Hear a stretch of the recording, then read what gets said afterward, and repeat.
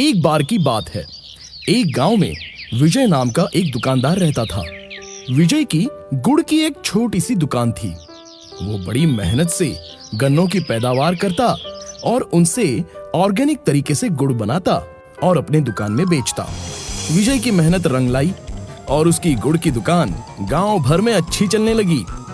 विजय ताजे और स्वादिष्ट गुड़ बनाता था, इसलिए सभी गांव वाले सिर्फ विजय की दुकान से ही गुड़ ले जाया करते थे और धीरे धीरे विजय को अच्छा मुनाफा भी होने लगा। तब एक ग्राहक ने कहा, विजय भाई 1 किलो गुड़ तौल देना।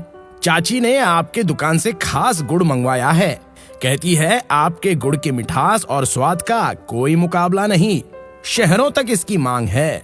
तब विजय ने कहा, शुक्रिया शुक्रिया, लेकिन ये सब तो गांव वालों का प्यार है जो मेरी रोजी रोटी चल रही है। ग्राहक ने गुड़ लिया और वहां से चला गया।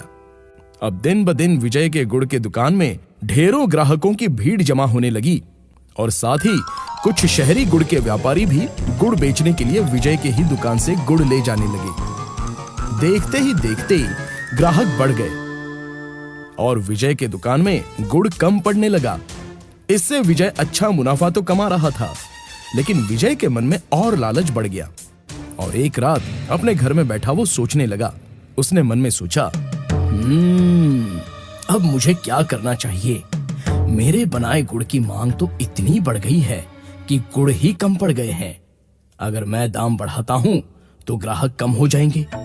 मुझे अपने गुड़ में बढ़ोतरी करने के लिए मिलावट करनी चाहिए। इससे दाम भी नहीं बढ़ेगा और ग्राहक भी कम नहीं होंगे। तब विजय की पत्नी बोली, आप ये क्या कह रहे हैं? इससे तो गुड़ की मिठास कम हो जाएगी और ग्राहक इसे नापसंद करने लगेंगे। आप ज्यादा लालच मत कीजिए, सब कुछ अच्छा तो चल रहा है। तब विजय ने कहा, तुम कुछ नहीं जानती हो कारोबार के बारे में। मैं जो कर रहा हूँ ठीक कर रहा हूँ। मेरी दुकान मेरे नाम से चलती है। विजय ने अपनी पत्नी की एक न सुनी और अगले दिन से उसने गुड़ बनाते समय उसमें रसायन की मिलावट करना शुरू कर दिया और अब विजय ने दुकान में पहले से ज्यादा गुड़ बनाया। ग्राहक और कारोबारी विजय की दुकान में गुड़ लेने के लिए आ गए। तभी एक ग्राहक ने कहा, हाजी मियाँ, मुझे 10 किलो गुड़ दे दो जल्दी से। दूसरा ग्राहक बोला, नहीं नहीं, अरे विजय भाई पहले मुझे दे दो 20 किलो गुड़। तब विजय ने कहा, देता हूँ, आज सबको गुड़ मिलेगा, जितना चाहो उतना मिलेगा।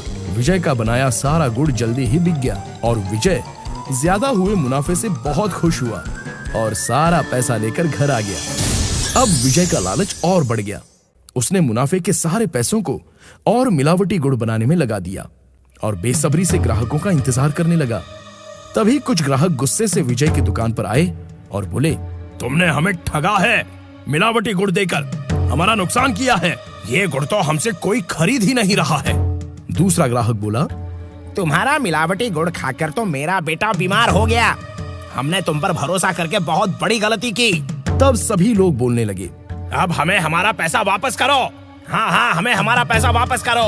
अब हम तुम्हारे दुकान से कभी गुड़ नहीं खरीदेंगे। लोगों का इस तरह का गुस्सा देख विजय डर गया और उसे मजबूरन अपनी किए गलती की वजह से सभी के पैसे वापस देने पड़े। इससे विजय को बहुत नुकसान हुआ और अब लोगों ने विजय की दुकान से गुड़ ले जाना भी बंद कर दिया।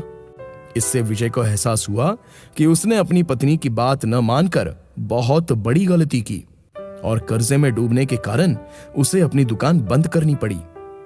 और विजय रोता हुआ कहने लगा, हे भगवान, मेरे घमंड और लालच की वजह से ही आज मैं बर्बाद हो गया। तो बच्चों, इसलिए कहते हैं, ज्यादा लालच करना है बुरी बला, इससे नहीं होता है किसी का भी भला।